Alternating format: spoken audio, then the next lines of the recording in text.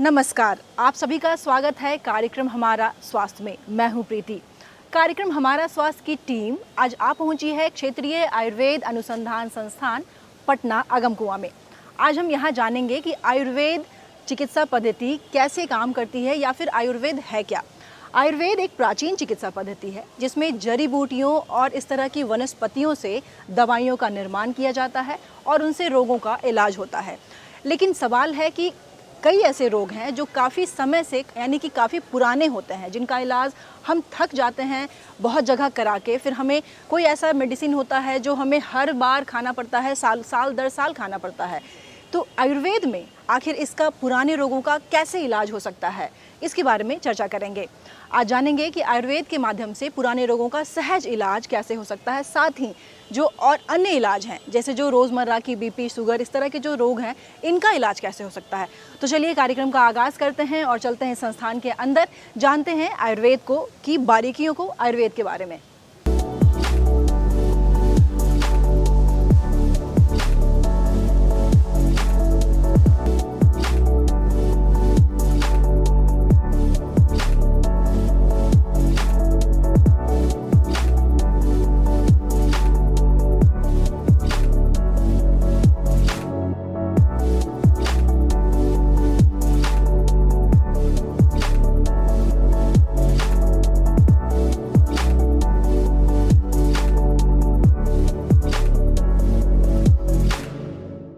हम इस वक्त मौजूद हैं क्षेत्रीय आयुर्वेद अनुसंधान संस्थान पटना में। आइए आपको मिलवाते हैं डॉक्टर रोहित कुमार रावते सर से, जो कि यहाँ के प्रभारी अनुसंधान अधिकारी हैं। सर, आपका बहुत बहुत स्वागत है हमारे कार्यक्रम में।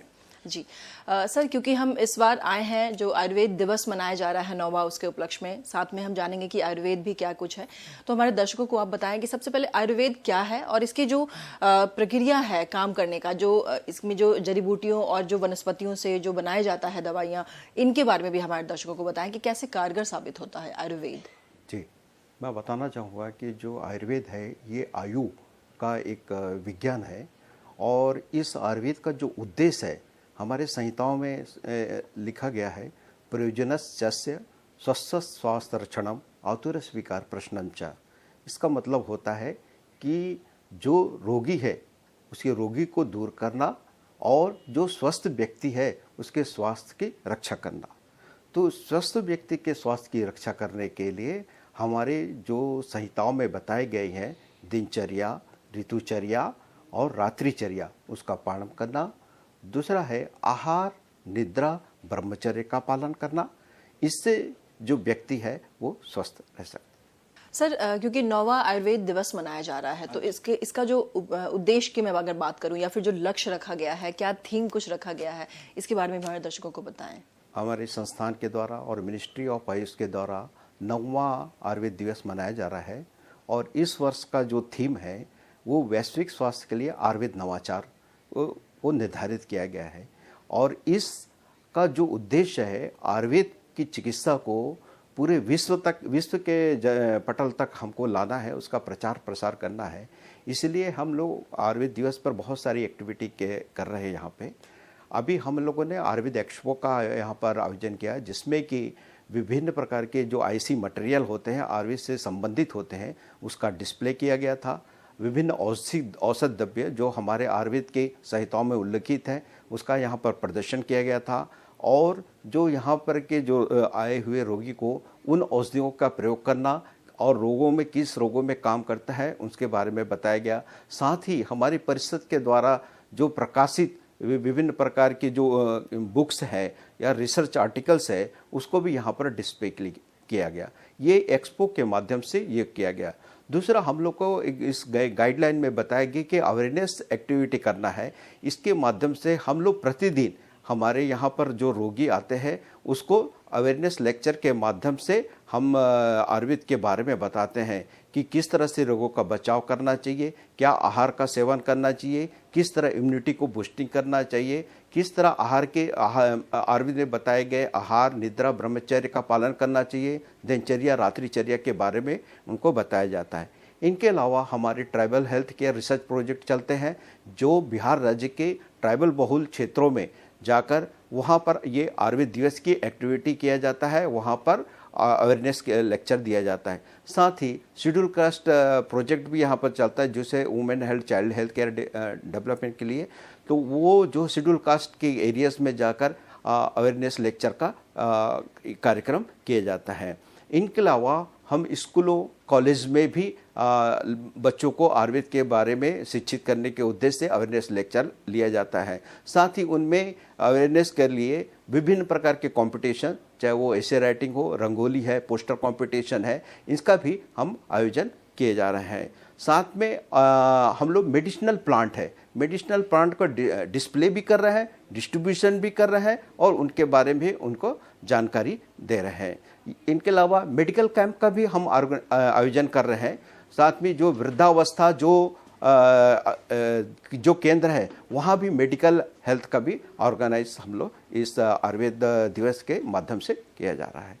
सर, जैसा कि ये एक क्षेत्रीय आयुर्वेद अनुसंधान संस्थान है, तो यहाँ पे किस तरह से इलाज किया जाता है मरीजों का, या मैं बात करूँ कि किन किन रोगों का इलाज यहाँ पे किया जाता है? यहाँ पर जो रोगी हमारे आते हैं उनका पहले रजिस्ट्रेशन किया जाता है जी। उसके पश्चात उन व्यक्ति का प्रकृति परीक्षण किया जाता है। प्रकृति के बारे में बताना चाहूँगा कि सभी व्यक्ति की प्रकृति अलग अलग होती है।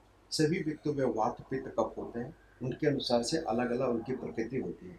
आयुर्वेद में बताया गया है कि जो अलग अलग दोषानुसार जिसकी प्रकृति होती है, उनके अनुसार से उन औषध का हम प्रयोग कर सकते हैं। एक ही औषध हर एक व्यक्ति के लिए सुटेबल नहीं होता है, तो हम उसका प्रकृति का निर्धारण करते हैं। उसके पश्चात रोगी की हम चिकित्सा प्रारंभ करते हैं। मैं आपको बताना चाहूँगा, यहाँ पर जो मुख्यतः जो रोग आते हैं, ये न्यूरोमस्कुलर डिसऑर्डर के आते हैं, जिसमें कि ऑस्टियोआर्थराइटिस के आते हैं। इनके अलावा लाइफ स्टाइल डिसऑर्डर्स के डायबिटीज़ है और ओबेसिटी के रोग है, थायराइड के रोग है, ये बहुत यहाँ पर आते हैं। इनके अलावा मैंने यहाँ पर पाया है कि मॉल न्यूट्रिशन और एनीमिया के भी रोगी यहाँ पर बहुत तादाद में यहाँ पर पाए जाते हैं।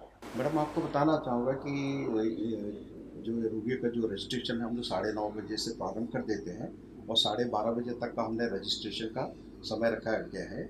और एक बार वन टाइम रजिस्ट्रेशन 10 रुपीज़ का रहता है, जो पूरे साल भर के ये वैलिडिटी रहती है। एक चीज़ और बताना चाहूँगा कि ये जो संस्थान है NABH एग्रीगेटेड है। एक बोर्ड होता है, national aggregated board of hospital, उसके द्वारा एक मान्यता प्राप्त ये संस्थान है। इनके अलावा हमारे पास NABL एग्रीगेटेड लैब भी है, जिससे बहुत सारे इन्वेस्टिगेशन कराए जाते हैं। इन पेशेंट, हम आपको ये भी बताना चाहूँगा कि यहाँ पर प्रतिदिन 200 से अधिक जो रोगी है यहाँ पर आते हैं। और यहाँ पर अभी हम रिसेंटली 15 दिन के अंदर ही हम पंचकर्म की सुविधा भी प्रारंभ करना चाहते हैं, जो मेल और फीमेल के लिए रहेगा। ये चार्जेबल रहेगा, मिनिमम चार्जेस के रूप में हम उसको अप्लाई करेंगे। सर, जैसा कि आपने बताया कि यहाँ 200 मरीज़, ये काफ़ी ज़्यादा संख्या अगर देखा जाए कि एक आयुर्वेद संस्थान के अंदर लोग दिखाने आ रहे हैं, मतलब यहाँ पे सुविधा पूरी तरीके से मौजूद है और मुहैया कराई जाती है रोगियों को, ताकि उनका इलाज सही से हो सके। सर, यहाँ पे एक सवाल निकल के आता है कि जब यहाँ पे 200 से ज़्यादा मरीज आ रहे हैं, तो जैसे उनमें कई ऐसे मरीज़ होंगे जो आर्थिक दृष्टि से कमज़ोर होंगे, तो आयुर्वेद की जो दवाइयाँ हैं वो कैसे लेंगे? यहाँ पे उनको मिल जाएगा या फिर वो उनको बाहर लेना होगा, या फिर इलाज में कितना कुछ खर्च आएगा? मैं चाहूँगी ये भी हमारे दर्शकों को बताएं। यहाँ की जो रोगियों को हम लोग निःशुल्क औषधियों का वितरण करते हैं और हम अभी केवल 7 दिन का ही हम औषधि उनको दे पाते हैं, क्योंकि कई बार जो पेशेंट है, कभी किसी को औषध उनको कारगर नहीं होता है तो उसको यूज़ नहीं करते हैं, फेंक देते हैं। इससे मेडिसिन का वेस्टेज हो जाता है। तो हम उसको मेंटेन करने के लिए केवल 7 दिन के औषधि उनको प्रोवाइड करते हैं। तो आयुर्वेद बहुत ही कारगर होता है, ये आप जान रहे हैं, और आयुर्वेद में बहुत कुछ ऐसी पद्धतियाँ आ चुकी हैं और नए नए इसमें आविष्कार हो चुके हैं, जिसके तहत कई ऐसे रोग हैं जिनका इलाज अब आसानी से किया जा सकता है। आइए जानते हैं कि इस संस्थान में आगे क्या कुछ करने की जो प्रक्रिया है उसके ऊपर क्या हो रहा है। देखिए मैडम, मैं बताना चाहूँगा, जो ये संस्थान है CCRS, central council of research in Ayurvedic science है, under ministry of vice government of India के अंतर्गत ये कार्य करता है और इस संस्थान के 30 सेंटर्स होते हैं। तो ये जो आयुर्वेद जो प्राचीन चिकित्सा है, वो आज के समय में जो आधुनिक चिकित्सा के साथ मिलकर ये काम कर रहा है। और केवल आयुर्वेद ही नहीं, इनके अलावा जो और भी मॉडर्न साइंस जो हम इनके हेल्प लेते हैं, इसमें जैसे केमिस्ट्री डिपार्टमेंट्स होती है, फार्माकोगनोसी डिपार्टमेंट होती है, फार्माकोलॉजी डिपार्टमेंट होती है, ड्रग डेवलपमेंट डिपार्टमेंट होता है। तो ये सब मिलकर हम आज के ज़माने के अनुसार ही आयुर्वेद को लाना चाह रहे हैं। इसलिए मिनिस्ट्री ऑफ आयुष ने इसके लिए बहुत सारे इसमें काम किए हैं। वर्ल्ड हेल्थ ऑर्गेनाइजेशन है उनके साथ मूव होकर आयुर्वेद के प्रचार प्रसार में लगा हुआ है। और अभी जो हमारे एनआईए जो इंस्टीट्यूट है उसका एक सेकंड इंस्टीट्यूट जो है एनआईए पंचकुला में भी स्थापित किया जा रहा है। तो ऐसा नहीं है कि आयुर्वेद वहीं पर है, आयुर्वेद के डेवलपमेंट के निरंतर इसके प्रयास किए जा रहे हैं। ये जो संस्थान है अभी छोटे से रूप में है, यहाँ पर आईपीटी की फैसिलिटी नहीं है, इसीलिए इस संस्थान के लिए एक जो 3 एकड़ का जो प्लाट है वो पावापुरी एक एरिया के नालंदा डिस्ट्रिक्ट में हमको मिला है। इन फ्यूचर में वहाँ पर जब ये संस्थान एस्टेब्लिश हो जाएगा तो वहाँ पर भी हमारे आईपीटीज भी स्टार्ट हो जाएंगे, फार्मेसी भी डेवलप हो जाएगा। तो इस तरह से हम उनका विकास उसमें कर सकते हैं। तो आप सुन रहे थे डॉक्टर रोहित कुमार रावते सर को, जिन्होंने आपको बताया कि आयुर्वेद संस्थान, इस संस्थान का जो विस्तार रूप है या फिर इस संस्थान में कैसे इलाज किया जाता है, क्या कुछ आगे की योजना है, इन तमाम बातों को डॉक्टर साहब आपने अपना कीमती समय हमारे दर्शकों के लिए निकाला है और जो ज़रूरी चीज़ है आयुर्वेद दिवस के ऊपर भी आपने ये दर्शकों तक पहुँचाई है, इसके लिए आपका बहुत बहुत धन्यवाद।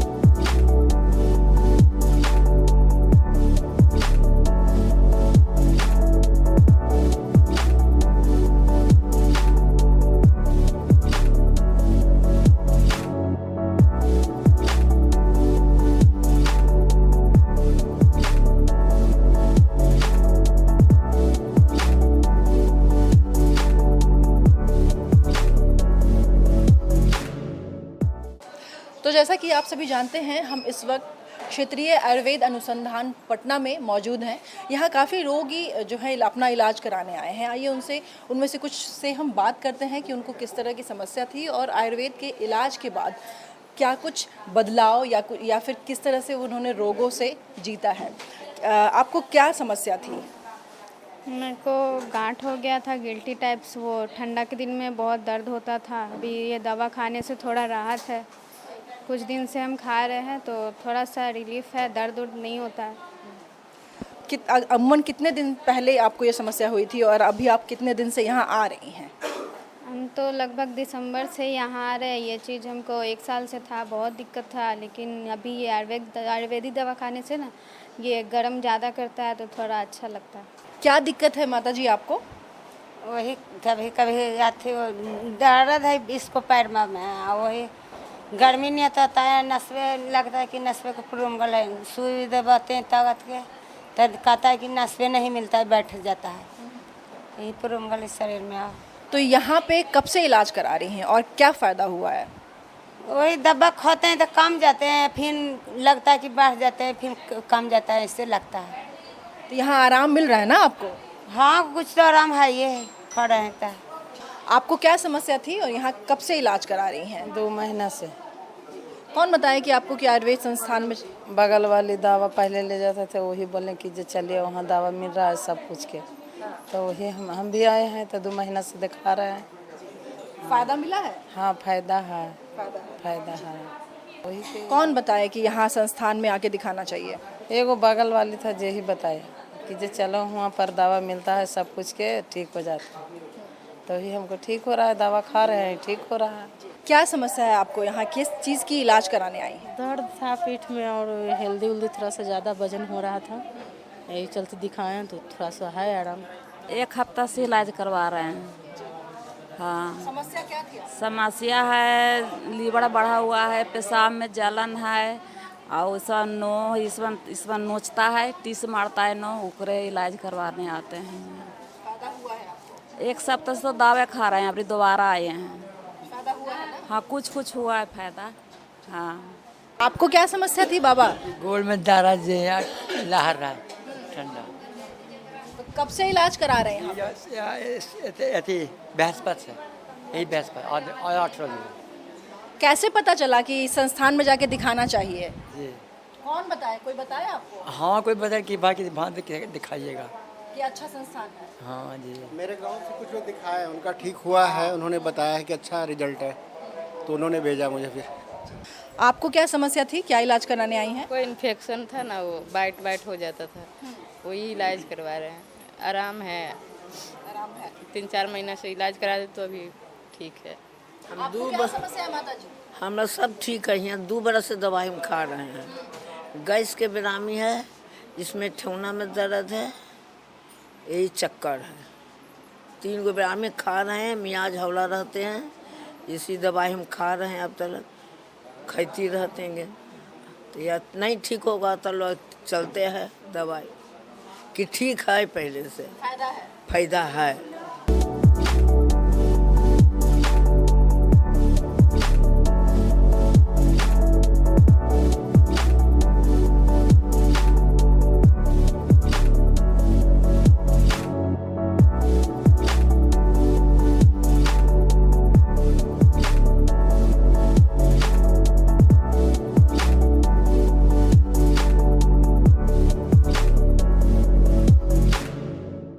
आयुर्वेद में कहा जाता है कि पंचकर्म जो है वो बहुत ही खास माना जाता है। कैसे पंचकर्म की प्रक्रिया से रोगों का इलाज होता है, इसके लिए आइए बातचीत करते हैं यहाँ के जो डॉक्टर हैं, स्पेशलिस्ट हैं, उनसे।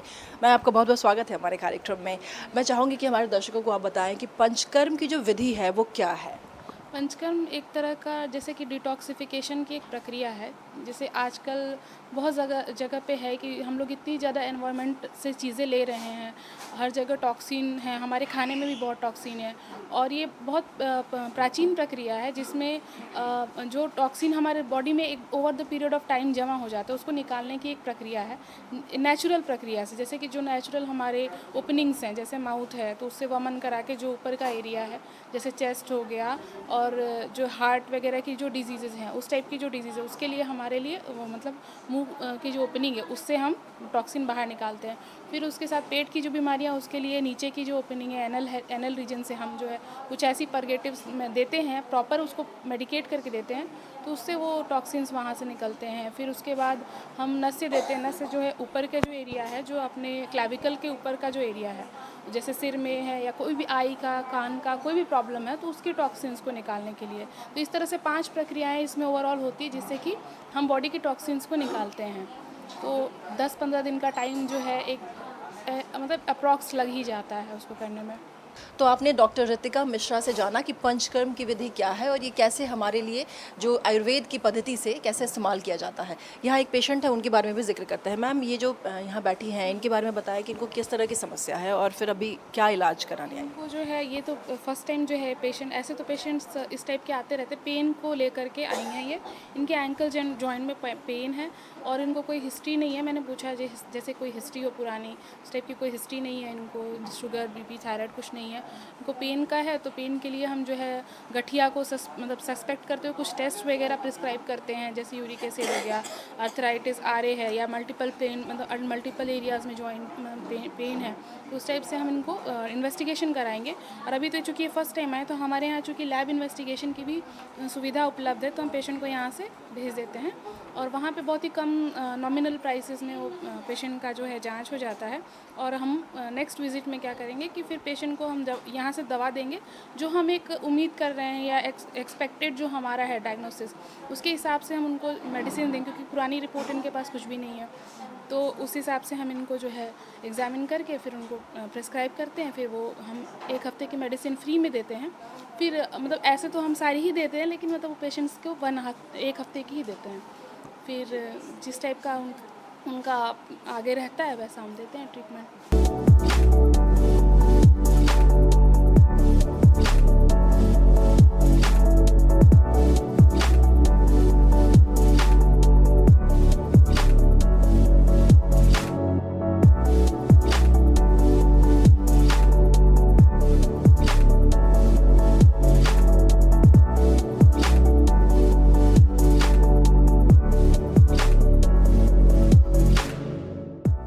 तो जैसा कि आप सभी जानते हैं, हम इस वक्त मौजूद हैं क्षेत्रीय आयुर्वेद अनुसंधान पटना में। आइए आपको मिलवाते हैं यहाँ के ईएनटी स्पेशलिस्ट डॉक्टर अर्चना से और जानते हैं ईएनटी की जो समस्या आजकल चल रही है उससे कैसे निजात पाया जाए आयुर्वेद के माध्यम से। मैम, आपका बहुत बहुत स्वागत है हमारे कार्यक्रम में। पहले मैं चाहूँगी हमारे दर्शकों को बताएं, क्योंकि आजकल आप देख रहे हैं कि जो कान में जो समस्या है वो ज़्यादा हो रही है, लोग हेडफोन्स वगैरह यूज़ ज़्यादा कर रहे हैं। उसके अलावा जो सर में दर्द या जो माइग्रेन की समस्या है ये सब ज़्यादा हो रही है। मैं चाहूँगी हमारे दर्शकों को बताएं कि आयुर्वेद के माध्यम से इससे कैसे निजात पाया जाए। अभी क्या है, डे टू डे लाइफ इतना स्ट्रेसफुल हो गया है, इतना चिंता में हो गया है, सब जस्ट भाग रहे हैं, जिसमें वो अपने स्वास्थ्य के ऊपर ध्यान नहीं दे पा रहे हैं। उनका ना सोने का समय निश्चित है, ना सुबह जागने का समय निश्चित है। कहीं ना कहीं उनका व्यवसाय ऐसा है इस वजह से, और कुछ यंग जनरेशन है जो शायद थोड़ा सा अनुशासनहीन होने की वजह से इस टाइप से हो गए हैं कि जिन्हें माइग्रेन की समस्या होने लगी है। हम बच्चे को भी हो गई है, यंग जनरेशन्स में भी है, एंड ओल्ड एजेस के जो पर्सन्स हैं उनमें भी है ये समस्या। आपका जो दिनचर्या है, आपके जो ऋतुचर्या है, उसमें बदलाव लेके आनी पड़ेगी। आयुर्वेद के हिसाब से आप चलोगे तो आप इस रोग से मुक्त हो सकते हो। आप लाइफस्टाइल मैनेज करें, एंड जो हमारे आयुर्वेद में जो सुविधा है पंचकर्मा, इस सेक्शन को हम क्रियाकल्प बोल सकते हैं। क्रियाकल्प में बहुत सारी सुविधाएं हैं, बहुत सारे कल्प्स हैं, लाइक नस्य है, शिरोवस्ती है, धूमपान है। तो हम सबसे पहले माइग्रेन में दीपन पाचन करते हैं। एक विधि है जिसमें आपका जो डाइजेशन है पहले प्रॉपर किया जाता है, उसके बाद आपके शरीर को शोधन करते हैं, उसके बाद हम शिरोवस्ती का प्रयोग करते हैं, या फिर हम वय के अनुसार हम नस्य कर सकते हैं।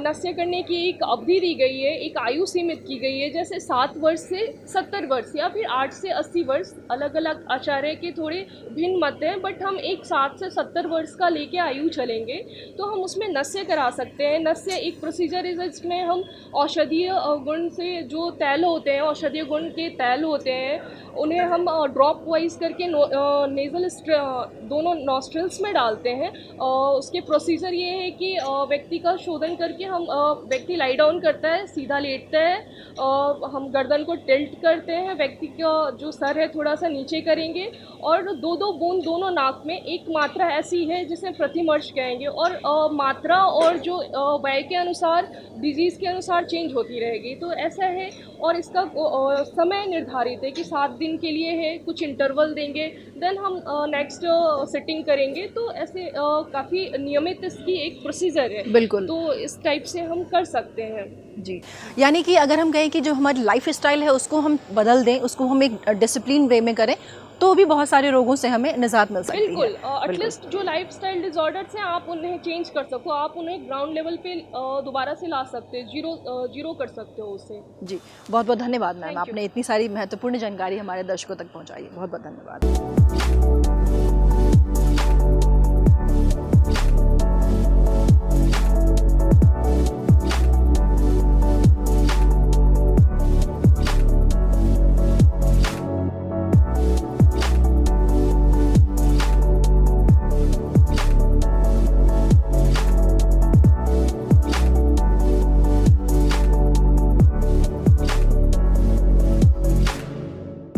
क्षेत्रीय आयुर्वेद अनुसंधान संस्थान में OPD incharge doctor Ashok Kumar Sinha से आपको मिलवाते हैं। सर, आपका बहुत बहुत स्वागत है हमारे कार्यक्रम में। आपको भी बहुत बहुत नमस्कार मैडम जी। सर, क्योंकि आप ओपीडी देखते हैं तो किस किस तरह के जो पेशेंट हैं वो यहाँ ज़्यादा तादाद में आपको मिलते हैं? अभी हमारा जो भारत सरकार के निर्देशानुसार आयुर्वेद दिवस का काउंट डाउन शुरू है, जो 29 अक्टूबर को सेलिब्रेट किया जाएगा, धनतेरस के दिन, धन्वंतरी पूजा के दिन। तो जैसा कि हम सभी जानते हैं, आयुर्वेद आयु का विज्ञान है, साइंस ऑफ लाइफ। इसमें ये एक होलिस्टिक चिकित्सा पद्धति है, जिसमें ऐसा कहा गया है या ऐसा इसका मुख्य उद्देश्य है कि जो हमारे जो स्वास्थ्य व्यक्ति है उसके स्वास्थ्य की रक्षा करना है, और जो व्यक्ति बीमार है उसका इलाज करना है। तो जो प्रथम उद्देश्य है हमारा स्वस्थ से स्वास्थ्य रक्षणम, उसके लिए हम सबसे पहले क्या करते हैं कि लोगों को स्वस्थ रहने के लिए, बीमार ना पड़े उसके लिए हम उनको जानकारी देते हैं, जागरूक करते हैं। तो वो कैसे करते हैं? तो सबसे पहले दिनचर्या का पालन कैसे करना चाहिए, रात्रि चर्या का पालन कैसे करना चाहिए, ऋतुचर्या का पालन कैसे करना चाहिए। उसके बाद क्या है कि योगा करने के लिए हम बताते हैं। योगा में बोला गया है क्या कि महर्षि पतंजलि ने कहा है योगा चित्त वृत्ति निरोधा, मतलब चित्त की वृत्तियों का ही निरोध ही योग है। इससे क्या होता है, मानसिक व्याधियों का के साथ साथ शारीरिक व्याधियों का भी प्रिवेंशन है, उसको हम व्याधि उत्पन्न होने से रोक सकते हैं। फिर इसके साथ ही हम क्या करते हैं, प्राणायाम करवाते हैं, लोगों को प्राणायाम करवाते हैं, कपालभाति करवाते हैं।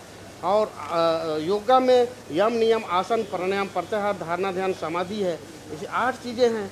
उसमें 5 जो ऊपर की चीज़ें हैं, यम नियम आसन प्रत्याहार धारणा प्रत्याहार, ये 5 चीज़ें जो हैं सो बहिरंग कहलाती हैं, और धारणा ध्यान समाधि अंतरंग के अंतर्गत आता है। तो हम पेशेंट को बोलते हैं कि अंतरंग नहीं करना है, बहिरंग से भी ही आप अपने स्वास्थ्य की रक्षा कर सकते हैं। डॉक्टर साहब, अभी जो मौसम जब बदलता है, क्योंकि हम एक ऐसे देश में रहते हैं जहाँ पे ऋतुएं चेंज होती रहती है, गर्मी है तो उसके बाद बरसात, बरसात के बाद फिर ठंड, तो ऐसे में क्या होता है कि कई सारे ऐसे रोग हैं हमारे शरीर में जो कि, जैसे मैं अगर बात करूँ खासकर दमा या अस्थमा की, तो इनके जो पेशेंट होते हैं, जो रोगी हैं, उनको जब मौसम बदलता है तो उस वक्त उनको ज़्यादा तकलीफ होती है। तो मौसम के बदलते के साथ होने वाले जो रोग हैं उनमें कैसे कारगर साबित होता है आयुर्वेद, मैं चाहूँगी ये भी हमारे दर्शकों को आप बताएँ।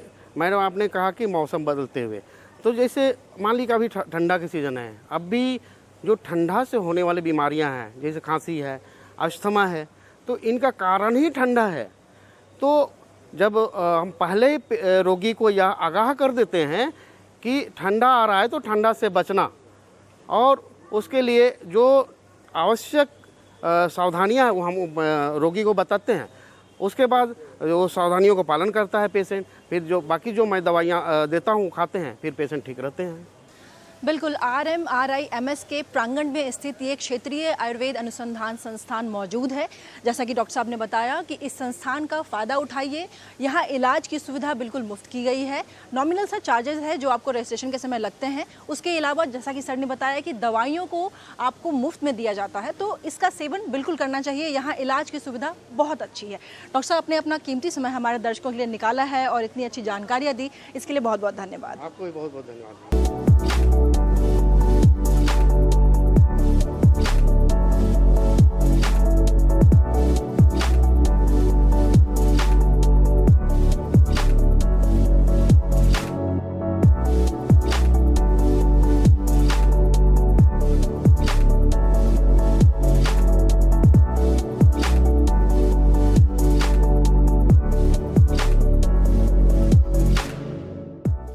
आयुर्वेद के माध्यम से कैसे पुराने रोगों का और फिर कई तरह के रोगों का सहज इलाज हो सकता है, आज के कार्यक्रम में आपने जाना।